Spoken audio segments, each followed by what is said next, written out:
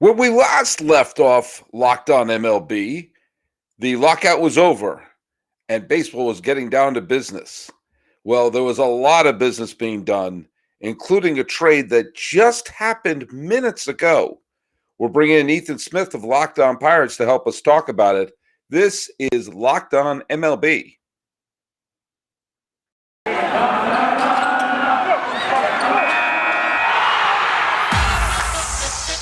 You are Locked On MLB,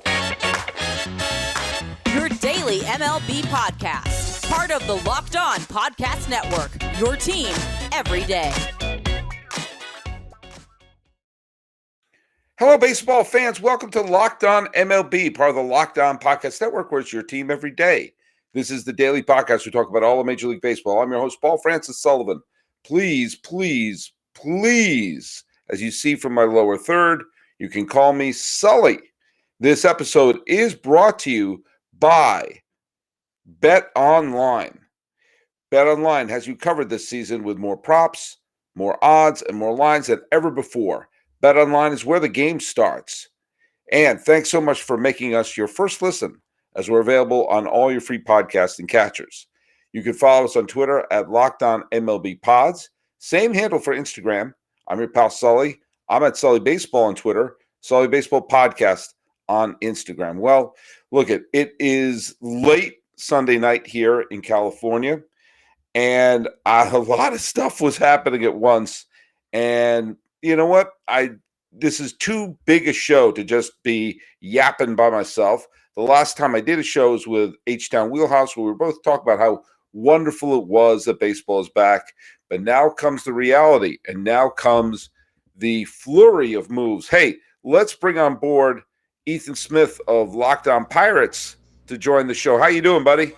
Doing all right. I mean, it's fun to see everybody else in Major League Baseball do things except my team right now. That's what I'm here for. I'm always here to talk about other things. By the way, Ethan Smith joined the Locked On Podcast Network in 2020, if I'm not mistaken. Late 2020, was it? Yeah, it was right before the expanded playoffs started. Right, which the Pirates did not participate in. And I think you've done a terrific job with the show. So if you've not listened to Locked On Pirates, it's a great show. There's a lot of humor in it. There's some of it's gallows humor. But and as you well know, the Pirates have a very, very soft spot in my heart, especially because the first World Series I ever watched was 79.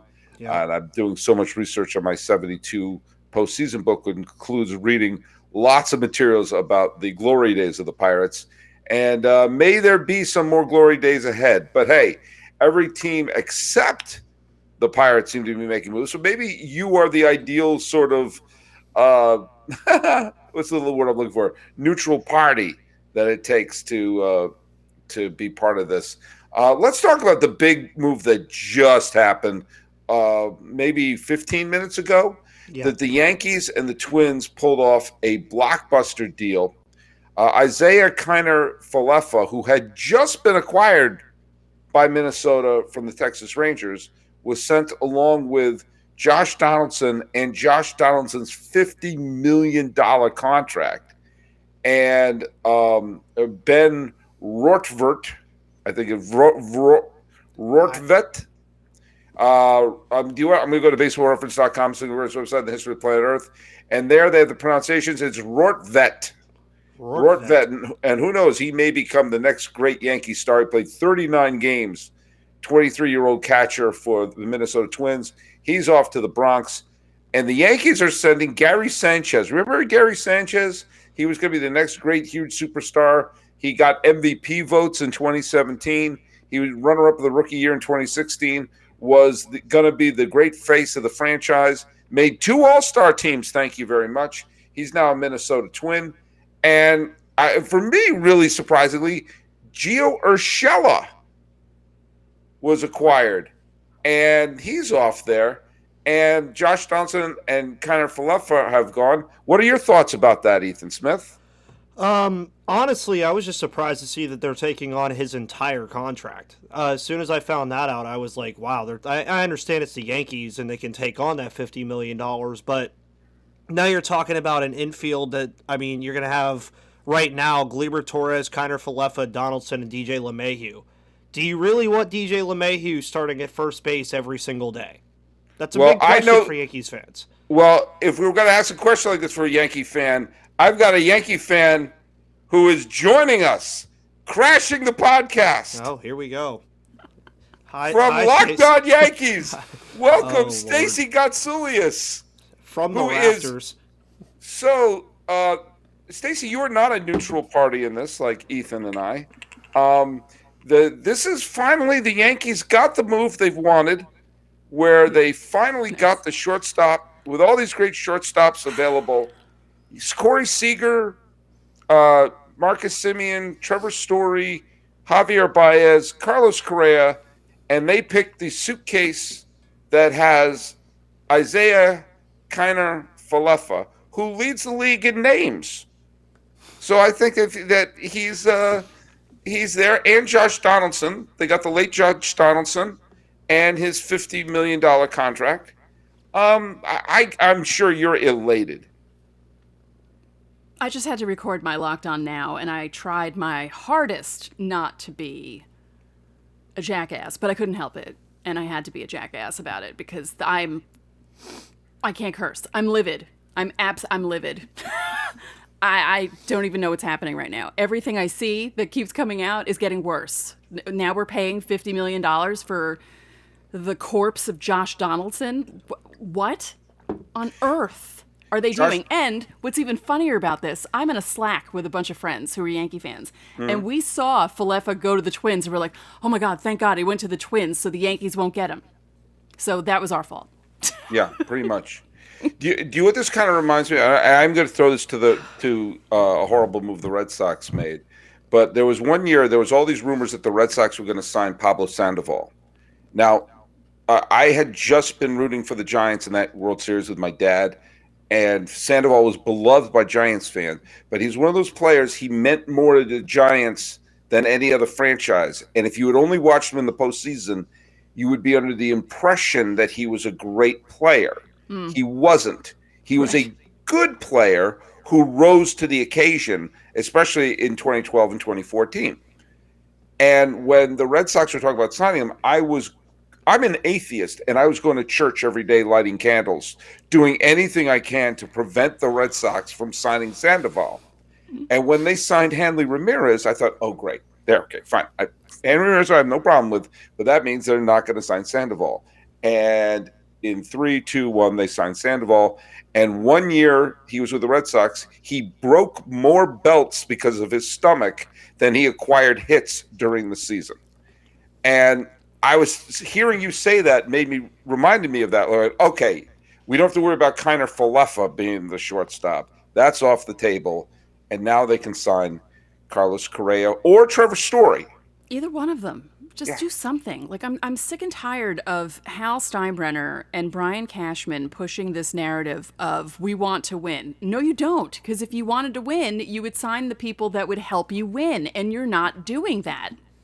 I can't. I cannot. My show is going to be it's just going to be this for a half hour. Of course, Ethan is talking like, yeah, I'm a Pirate fan. Talk to me about not having an organization that wants to win. But pardon me, my cat is walking in the shot Special here. guest. I have a special guest. Her name is Sweet Pea. She's just as upset as I am. No, I know. Yeah, I'm sorry. I understand that other teams are going to be like, what are you complaining about? But I can complain about this because they keep saying the same BS over and over again, and it's just not happening. I mean, at least your owner's not saying, oh yeah, we're definitely trying to win. They're just constantly not doing anything to make the team better. Not that that's, you know what I mean, but it's just, oh God, I can't. Oh, I mean, you hit it right on the head. And by the way, with you guys paying the Donaldson $50 million contract, one of the big things in the CBA a lot of people don't realize is, there was some good things that came out of the CBA, right, Sully and Stacey? Yeah, there were some decent things that came out of it. Josh Donaldson's going to be making $50 million. The Pirates' payroll right now is around 29 to 32. That's still a problem. Yeah. That's still a major problem. But there's a lot more other problems going on around the world of Major League Baseball other than the Pirates' payroll at the moment. Stacey, I need to ask you this. I was really stunned that Urshela was put in the deal I didn't because see that at first. now Sanchez, who at one point would look like they were getting ready to make his monument, retire his number. I mean, the question was he going to be better than Berra as a Yankee catcher? And then now he was sent off to the Twins. That doesn't stun me. I mean, I think Right. everyone kind of thought that that Sanchez was going to be included in any deal. Urshela really surprises me because he's a versatile player. Granted, he's not a great shortstop. He was a stopgap. I think he didn't He's have better at third. Yes, he's a much better third. And the thing that I thought, and you and I have talked about this, why acquiring one of the, I thought Corey Seager was going to the Yankees. I would have put money on that. I thought he was perfect swing for Yankee Stadium, World Series pedigree. I thought it was tailor made for the Yankees. That's if I had put money down, if I'd gone to BetOnline, who, by the way, is sponsoring this episode, I would have put money that Seager seemed like a no-brainer for the Yankees.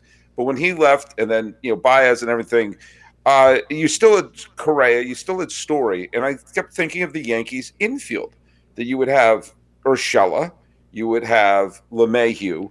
I don't see why they don't bring back Rizzo, but some first baseman of some sort with a solid everyday shortstop, whether it's Correa or Story, either one would do the job. Right. And would give the Yankees a tremendous amount of depth in that infield. Yeah. And versatility. Right. You don't get that with Josh Donaldson. No. Also, you have the whole, after everything that happened between him and Garrett Cole thing last year, that should be fun when Donaldson has to go to Tampa to check in as a Yankee and, shave his face and cut his hair and all that stuff. I'm happy about that because that's going to be funny. But I haven't had enough time to really digest this, so I don't understand what they're doing. I really don't. Well, I do, but I don't. Well, it was a shocking move because I just thought of all my joke and Stacey was on the show recently and we were kind of making fun of the whole Yankee situation. I really thought eventually Story or Correa was going to go to the Yankees, and especially when we're starting to hear things like there was a thing saying, well, if Correa signs a long-term deal, his previous agents will get a chunk of that. But if he signs a short deal and then goes to free agency next year, then Boris will get a huge windfall. And I heard that, and I thought, well, then he's going to the Yankees. Because he'll sign a one-year deal with the Yankees. And they have what's his doodle on the farm. Who's the big prospect? Yeah, Jason Dominguez too, but he's too young. Volpe is the big one that everyone's is that all of the John the Baptists are yelling, prepare the way for Volpe. I thought, well, then that's ideal. Correa comes in for 1 year, plays his heart out. Yankee fans will find it in their heart to root for him. As soon as if the Yankees had signed him and he hits a home run on opening day against the Red Sox, they're not going to care about anything he did with Houston after that, because that's how Yankee fans are. Didn't Yankee fans hate Johnny Damon?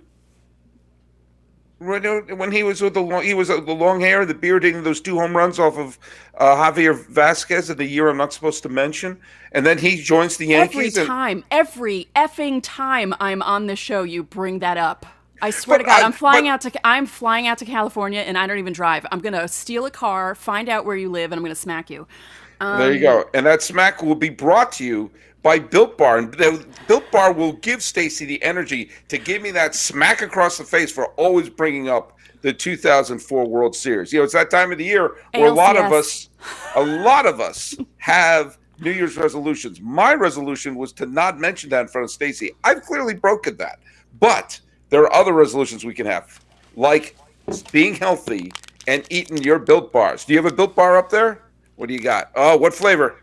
That's the ruby chocolate one that they sent us around Valentine's That's a Day. Built Puff. My God, what is a Built Puff? I am unfamiliar with what a Built Puff is. It's a protein-infused marshmallow, so perfect for the upcoming warm weather that we were supposed to have. I hear they're fluffy and they're marshmallowy. But you know what? There's no way that those are covered in 100% real chocolate. They just couldn't do that. They did. Or am I? They did? Yeah, they did. Well, what kind of flavors do they have? Any thoughts on the flavors? I mean, peanut butter brownie, cookies and cream. I believe yours is. What is your favorite again, Sully? I always forget it. Mine is a raspberry, but I think There it is. Stacey, you've got a what's yours again? Oh, mint brownie. Oh, your mint brownie. That's right. Yeah. They're so good. They're all so good, and the puffs have the cinnamon churro one, and they're so good. And you know what? I learned recently that candy bars are not good for you, that they're not healthy. That was part of my problem. Why am I not losing weight? I'm pounding candy bars like every day was Halloween. But if you go to the macros charts, and please do, you're going to be blown away. High protein, low calorie, high fiber, and low carb Built bars you'll find at Built.com. Most Built bars contain 130 calories, 4 grams sugar, 4 grams net carbs, 17 grams of protein. Compare that to a candy bar, which is worse. You've got all those great flavors. And Built bars, you know what they are? They're about the taste. Okay? What they say, we're going to make it taste good first, then we'll figure out how to make it healthy. I don't know how they do it. I don't care. It's that good. Do you know where you all should go? You should go to Built.com, use promo code LOCK15, get 15% off your order. Use promo code LOCK15 for 15% off at Built.com. And let me just say one thing quickly. Thanks so much for making Locked On MLB your first listen every day. Make sure your second and third listens are Locked On Yankees and Locked On Pirates in any order. And then work on down to Locked On Prospects. Host Lindsey Crosby is our prospect encyclopedia. And he's going deep on the MLB stars of tomorrow. It's free and available wherever you get your podcasts. Well, we are here in this crazy scrum of a podcast, which we're doing late at night here. I'm in the luxurious Locked On MLB studios in Pasadena, California. The exact address I am not giving to Stacey because I'm fearful for my life. But we're here discussing the bizarre trade. And then just going over a couple other moves that have going around. Former Twin Nelson Cruz looks like he's signing with the Washington Nationals. Oh. On a pretty hefty deal, by the way. To 15 million guaranteed.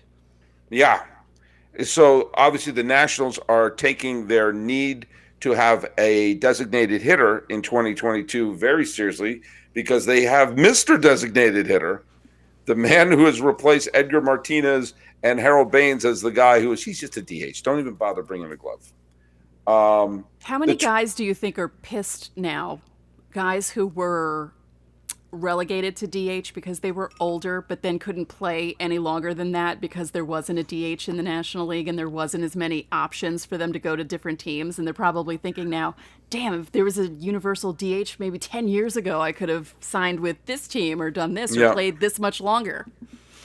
Yeah, well, this is we're going to see it's going to extend a bunch of careers. I think you're going to see it. Like Mike Napoli is probably going to dust off his uniform. I think he retired a couple of years ago, but he must be like, come on, Pirates, give me a shot. I'm game, honestly. By the way, Sully, before you continue, I already tweeted that this tweet was so unintentionally funny, but the Yankees welcomed everybody to the Bronx, and Isiah Kiner-Falefa said, "Always wanted to be like number 2. Let's go Yankees." Oh boy. Great start for him.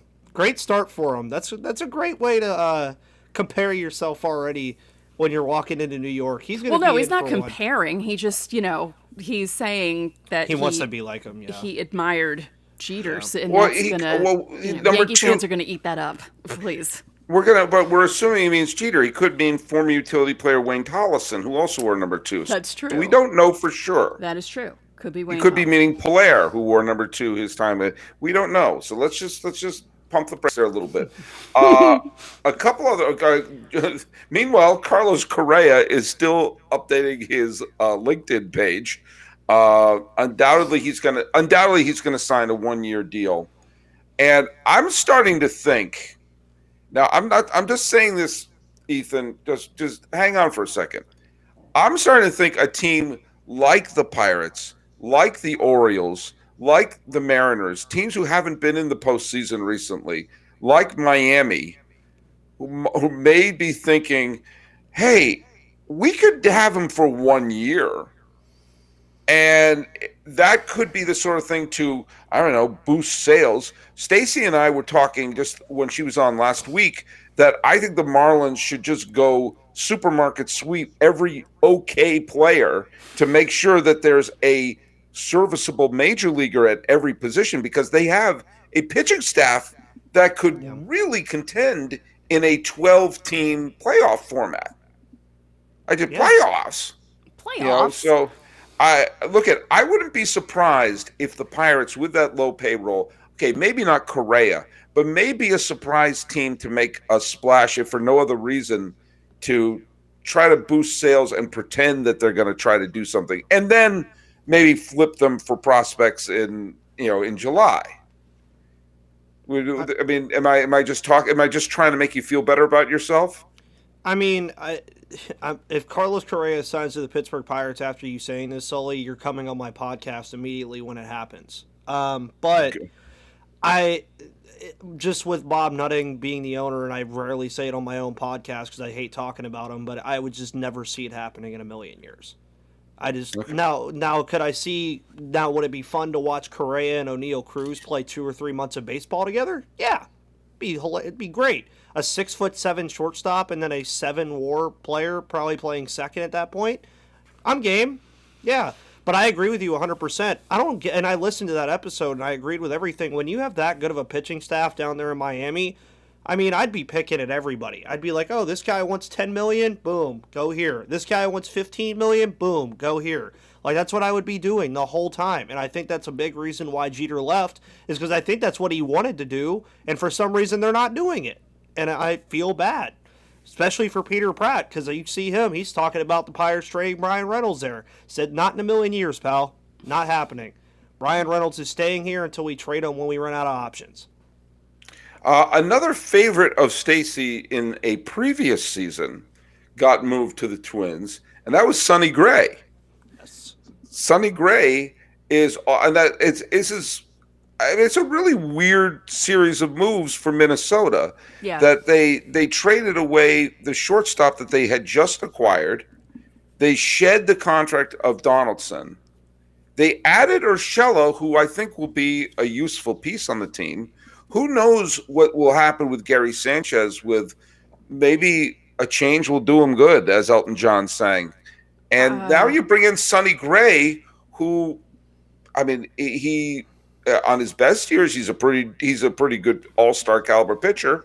And who knows? I mean, he may be a valuable pitcher for the Twins playing in a winnable American League Central. Yeah, true. Yeah.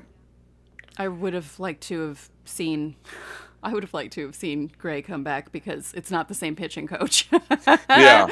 And I don't think Matt Blake would try and make him change his pitching repertoire and make him throw pitches he's not comfortable pitching, which is what Rothschild tried to do to him, and which is why he didn't do well with the Yankees. So anyway, but I saw a tweet, I don't remember who it was from, if it was Sherman, Heyman, or Nightingale, because everything was flying by in my timeline, but it looks like the Twins aren't keeping Gary Sanchez and they might be moving him for someone else. So all right, well, buy your Gary Sanchez Twins jersey now. It will be valuable. Although the really Yankees, the Yankees need a catcher, so maybe they'll get him back.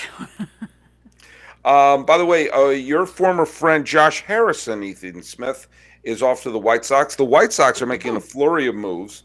They signed Joe Kelly, former beloved, cute and cuddly Red Sox and Dodger, beloved in Houston. He's going to the White Sox to make their relief staff more colorful. They brought in Vince Velasquez. White Sox has also brought in right-hander Vince Velasquez, pitched for Philadelphia last year, and a couple other moves. There's some Kershaw re-signed with Los Angeles. Looks like Verlander is coming back to to Houston. The Red Sox picked up Jake Diekman. I thought that was an interesting move. And Adam Ottavino is where did Ottavino go? He went to the Mets, but they also, the big Mets move was trading for Chris Bassett. Who I think, Stacey is currently doing Madonna Vogue or something there right now. For those of you just listening, she just waved down a plane onto an aircraft carrier the minute I brought up Chris Bassett's deal to the from Oakland to New York. He was straight to New York. Thoughts, discuss, show your work. Oh my God, I can't take it. The Mets are doing everything the Yankees should be doing. Why couldn't the Yankees but yet somehow, Stacey, hot take, the Mets are still going to lose less games or win less games. I would love that. With every move that they made, no offense, but I would, just because that would be funny. I love Ryan, but no. Like, why couldn't the Yankees get Chris Bassett? I mean, they do need pitching. I just, I don't know. They could have used Adam Ottavino. They could have used Vince Velasquez. Heck, they could have used Joe Kelly for that matter. Well, apparently they looked at Rodon's medical and who else? So I don't know.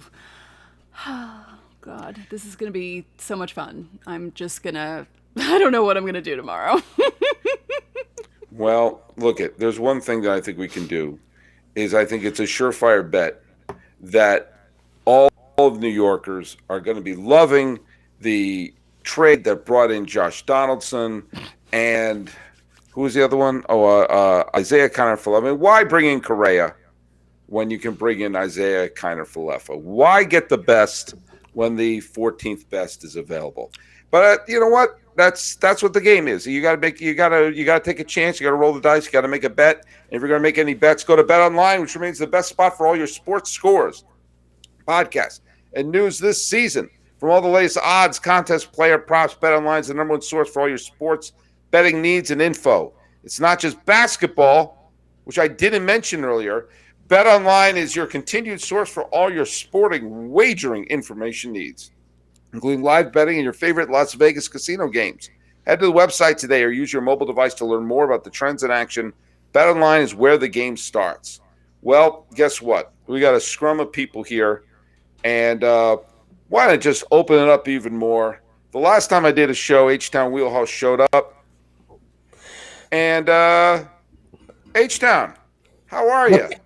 Well, right now, I'm on the proverbial cloud 9, but I don't know if I should be or not. I have had so many emotions. Like I'm currently not seeing a therapist, but I think after we know these first few, I probably need one after this lockout and what's going on.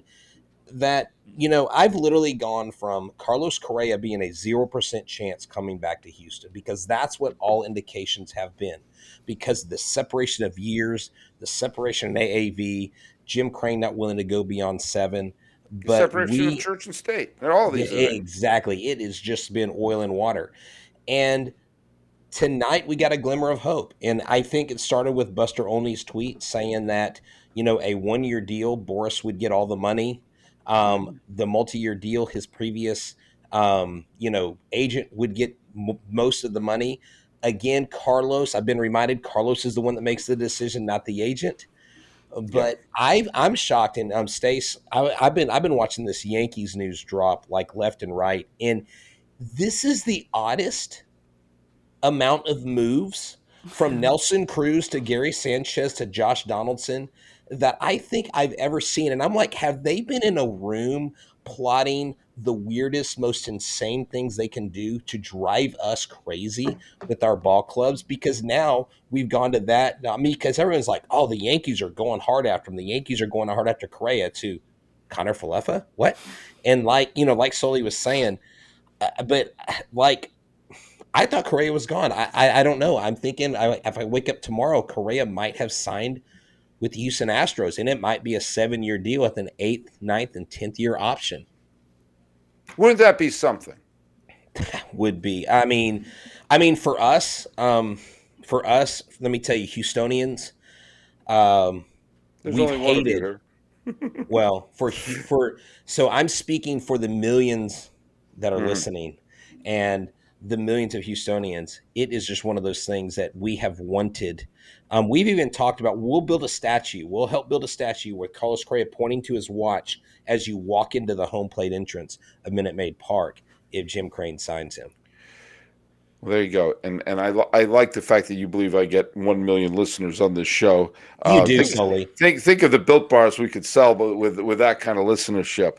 All right. Well, like, look at there's a weird. I mean, I now look at when you were on. I said that I believe that if Correa doesn't sign with Houston, I thought he was going to sign with Anaheim, just because I think that there's. They like to make splashes. They also like to do things that don't make 100% sense. The team desperately needs pitching because they have the reigning MVP and the presumptive MVP are on the same team. And yet, even if they had the expanded playoffs last year that they're going to have this year, the Angels still wouldn't have made it.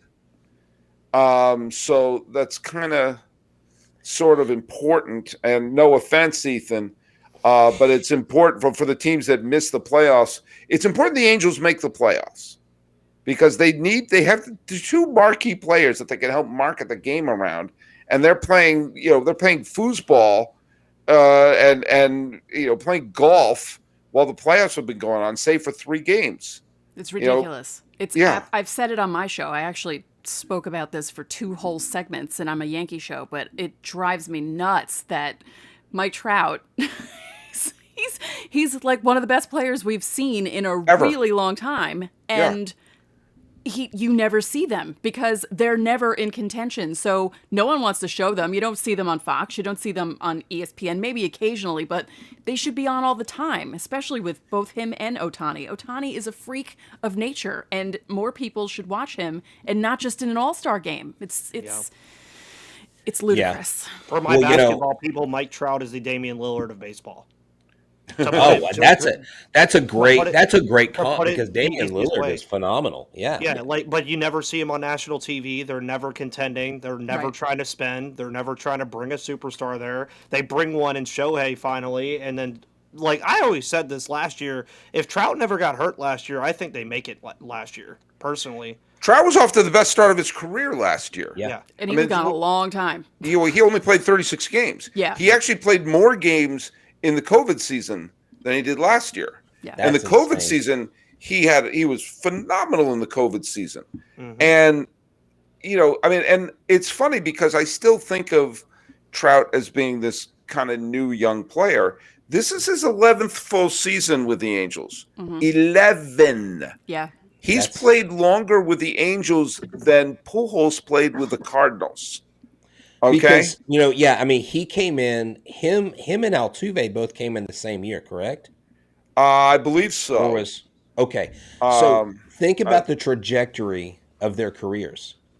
Had you put a Mike Trout with the Astros or another team that contended, or even the Dodgers or anybody who's had postseason moves, and you put someone like an Altuve over there, you wouldn't know who Altuve was, and everybody would know who Mike Trout is. I mean, it's amazing just how much of a chasm there is. Now, I have been told by people that are kind of, I guess, close to the situation that Carlos wants to sign with the winner. Okay, he wants to sign with the winner. So I don't think that puts the Angels.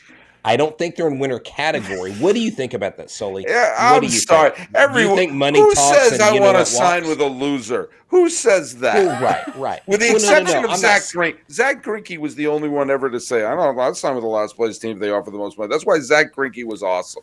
He was the only person ever to be on. Who's going to say, even A-Rod, and believe it or not, I've been an A-Rod defender. Even A-Rod, when he left Seattle, a team who, mind you, was 2 wins away from the World Series in 2000 and had a very, very good team. He said he said something along the lines of, the biggest thing is I want to be part of a winner and win a championship. And he signs with Texas. And, it was kind of, no one says, you know what, my most important thing is to be on a lousy team and be there in front of nobody. I'm just saying though, but of course my rebuttal to that was, okay, but what winners are out there that are willing to pay him what he's wanting. Well, evidently And not the Yankees. the Yankees are, they're out. I mean, yeah, the Yankees are, but this is what's interesting too. This means that Story is still out there. Yeah. Story. So if Correa returns to Houston, then Story will probably become a Cub.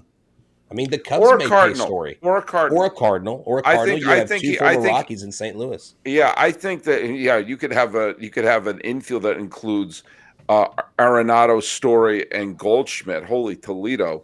Yeah, That's that's pretty good. that's almost the entire 2017 wild card game, which was between the Diamondbacks and the Rockies, right there. But yeah, I think that people forget Story. I mean, again, I'm being a little bit of a broken record as we're doing this Brady Bunch episode here. That I think that this move by the Yankees is strange. That you had two players who all they had to do was spend money, and instead they spent that money on Josh Donaldson, who I don't see where his look at Josh Donaldson, even just a couple of years ago, was getting MVP votes. He's still a decent player. I'm not saying he's trash. He just but has to stay healthy. That's his problem. yeah, he's had a hard time staying healthy. He's he's in his late 30s with injury issues. Yeah. And this is not the time, wink, wink, nudge, nudge, of the 90s and 2000s where players in their mid 30s suddenly found a new boost in life. I think it was from those Built Bar puffs they were having. But those days are over. And look at, Are they though? Because guys were allowed to use steroids during the lockout because all that stuff was some guys may have. They could come have back cycled player of the through. year. That's right. They could have hit a cycle or two. Yeah. Hey, I honestly, I did. I believe I believe wholeheartedly look at that. Look at that. Look at those guns. Hey, so I really think that and without being too like, I mean, do we really believe that there aren't any players using steroids or performance enhancing drugs? They're all I'm pretty clean. sure. They're I'm pretty sure they're not all clean. I all know clean. the NFL is about 30 to 40% of those jokers are using them, if not more. 70% of Locked On hosts Baseball. Oh yes, I'm on. Baseball I'm on though. Baseball can pick or choose who they want to bust for these things. I mean, they bust people for the right reasons, and they've gotten a couple big names. But it wouldn't surprise me if you had guys out there that were currently using. Guys, think about it. It is a sport that depends on performance, and as you age, your performance declines. And I'm actually not opposed to performance enhancing drugs in baseball. Most of the guys did it to help recover from injury. The problem was there was an overuse and abuse of it, and injuries went through the roof. When it's managed properly, if an athlete chooses to, it's an entertainment industry. Why not? My favorite player right there, Mark McGwire, he was helped by him. Now, he could hit bombs before he touched roids. So could Barry Bonds. But at the end of the day, we don't ever focus on the guy that hit 215 and 8 home runs who took steroids. Well, performance enhancing drugs only enhance if your performance is already good. It just makes it better. Well, I'm going to throw this to. We're going to wrap up soon here, but I want to throw this to Ethan right now. Ethan, you don't have a dog in the fight of Carlos Correa here. I want your take. We have a couple of players who are still out there. We haven't even brought up Freddie Freeman, who has been, playing footsie with Los Angeles and possibly going back to Atlanta. We have Correa, who is an MVP candidate. And we have Story, who would be a wonderful, solid veteran to put in the middle of a contending team, especially one who has several young players that are trying to develop. So, Ethan Smith, I'm throwing it to you, man. Tell us where they're going. I mean, at the end of the day, it would shock me if Correa doesn't go back to Houston at this point. Mm-hmm. Where else is he going to really go? I really thought the Yankees was the other one, and now that doesn't look like it's going to happen because there's no reason for them to do it now.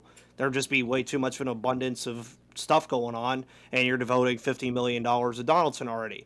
So for Correa, it would surprise me if he didn't go back to Houston, honestly. Trevor Story, he could go anywhere, honestly. He's kind of the one where I think he could end up, whoever gives him the most money is probably where he's going. Maybe he goes back to Colorado. You brought up the Cardinals. That's an interesting spot, too. Maybe you get into some weird sign and trade deal where you trade Paul DeJong over there to Colorado and swap them, like swap the two in a way. I could see that kind of being a thing. And then you mentioned Freddie Freeman. I think he's going to be a Dodger. So I actually saw a tweet before we started doing this saying one of the big things with the Dodgers lineup right now is they have two bats that are left-handed. So Freddie Freeman would be the perfect guy to insert into that lineup, and they have the money. And then I think a lot of people also still forget that Nicholas Castellanos is still a free agent as well. He is still just kind of lurking in the shadows right now. Kenley Janssen, I also believe, is still a free agent, if I'm not mistaken. Yeah. There are a lot of different guys that are still just kind of lurking in the shadows right now that haven't done anything. Kyle Schwarber. And Kyle Schwarber. Who I think Peterson. Anthony Rizzo, who I think the Yankees should. I understand the hatred of Luke Voit. I think bringing in Rizzo. I think Rizzo was perfect for the Yankees. I think he'd be a great player to have. He's great defensively. He comes up big in some games. I think he bats lefty. He bats exactly. Everything about that is great. Oh, by the way, the Rockies signed Jose Iglesias, so I think that closes the door of Trevor Story coming back to Colorado. Okay. But yeah, we've been a little bit of a broken record about why doesn't Miami sign some hitters to back up the pitch. Imagine Castellanos on that team. Have a hitter like him and sprinkle a bunch of veterans around there. To me, look at the Marlins could be a playoff team. They have the pitching staff. Look at Stacey. Please take this the right way. I like the Marlins pitching staff better than the Yankees pitching staff. So do I. I like the Marlins pitching staff a lot better than the Red Sox pitching staff right now. Your pitching staff is really good. Yeah. So if you put a mediocre offense with that pitching staff, they're going to win more games than lose, which with 12 teams in each league going into the playoffs, that's enough to, at least play some games, Now, what if the Astros re-sign Correa, and because they need relief pitching, they go over the tax threshold and sign Kenley Janssen? I'm just saying that would be here for chaos insane. That would be absolutely insane. I want Andrew Chafin personally. I think he's a better bargain for what they need. But can you imagine? Kenley Janssen. I don't know what Kenley Janssen's asking or what his value is. Here's where I'd be very nervous about Kenley Janssen, and I have to be real honest. Kenley Janssen last year had a fine season, obviously, and he's had a wonderful career. But when you start getting relievers flame out, and they go from elite to DFA really, really fast. Unless they're named Mariano Rivera. There have been a few freaks. Rivera was a freak. Right. You could throw Trevor Hoffman in that conversation because he had a nice long career. Billy Wagner had a very nice long career. But you could probably count, there's probably only been a dozen ever. Yeah. Like Bruce Sutter didn't have that long a peak. Think about how someone like Jonathan Papelbon goes from being an elite closer to, God, we just got to get this guy off the team. Choking Bryce Harper in the dugout. Well, who ye without sin cast the first stone. No, but how fast Koji Uehara went from, oh my God, he's the best closer in baseball to, okay, nice to see you, Koji. Now, could you possibly see Colin McHugh from Tampa come to Houston, H-Town? So wasn't he an Astro? Wasn't he a former Astro? He was. Yeah. He pitched in the 2015 ALDS against the Royals when the Astros were 2 innings away from taking a commanding lead and beating the Royals when they won the World Series that year. Colin McHugh, they've had no conversations. And how do I know that? Because his wife tweets openly about his conversations with teams. And everybody from Houston says, y'all need to come back. And she's like, we haven't heard a thing. we would love to come back, and we've been adamant about wanting to be in Houston. Houston has shown no interest in Colin McHugh, and that to me is shocking because he did great things while he was here, and they maximized his performance. Why wouldn't you want him back, especially with JV on the mound, with LMJ not starting the season healthy and having to start a little Justin late? Verlander. JV is Justin Verlander. For those of you, sorry. for those who don't know, JV is Justin Verlander, not junior varsity. Everybody should know JV as Justin Verlander or Mr. Kate Upton.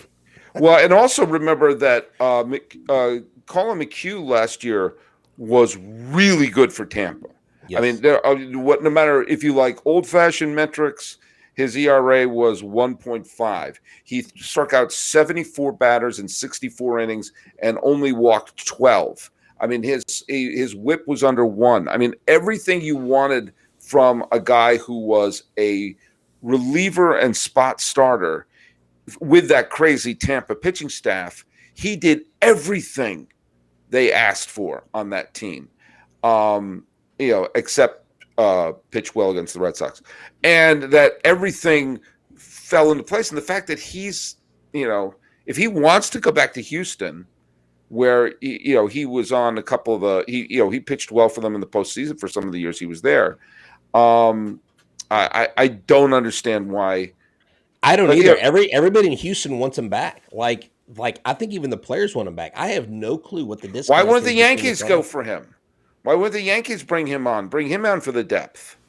Because they're too busy taking on $50 million and Josh Donaldson. Then why not the Pirates? You see what I'm doing? I'm trying to see what you're doing. playing Foursquare here. Ethan, where did you say that you wanted Chris Bryant to go?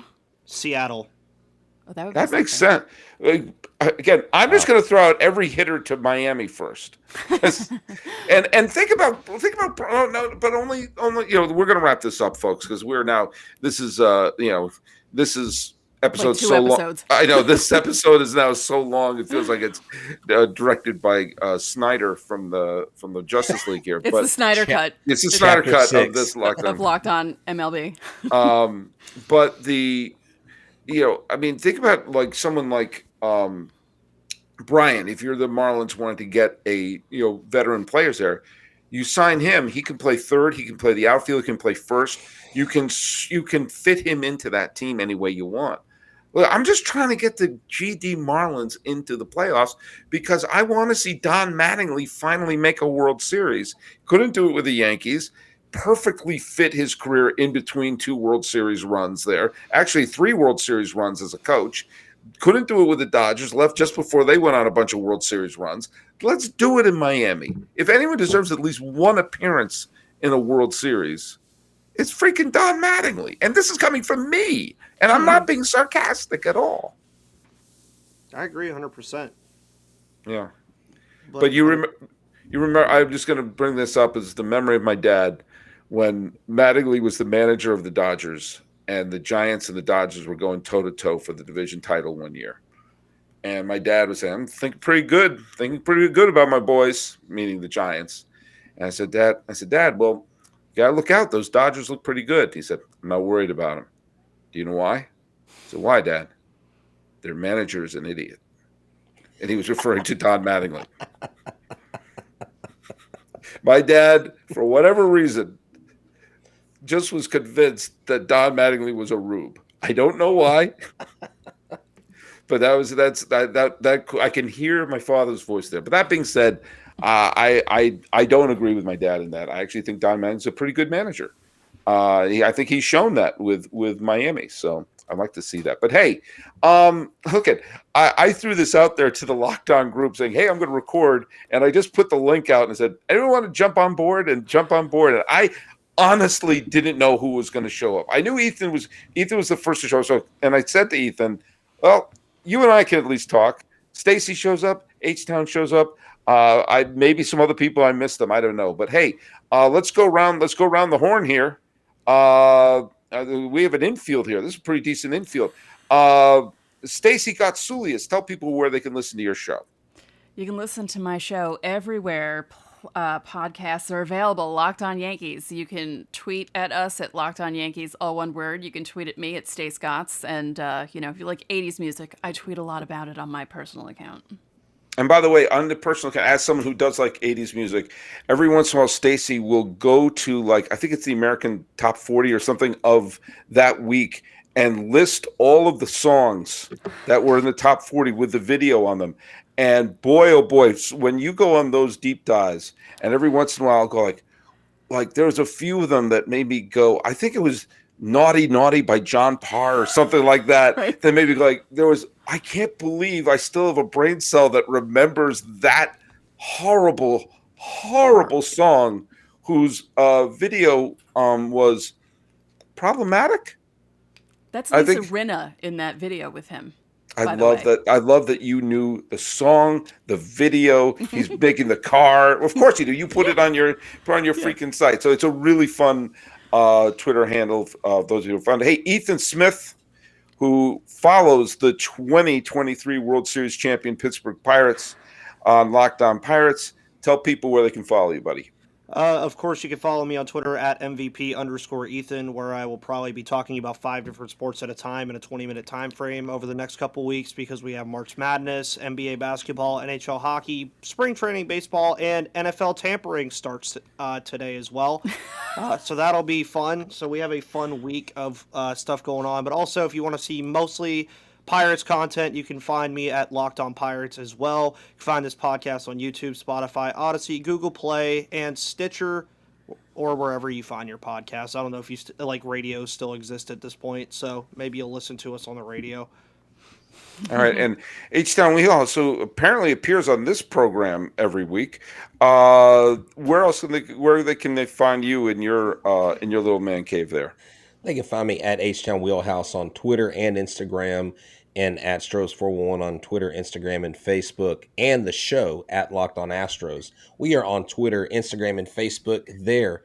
So find us wherever you get your podcast, audio and video. Subscribe to our YouTube channel. Check us out. We are your team every day. We're going to be praying and begging and wanting Carlos to come back.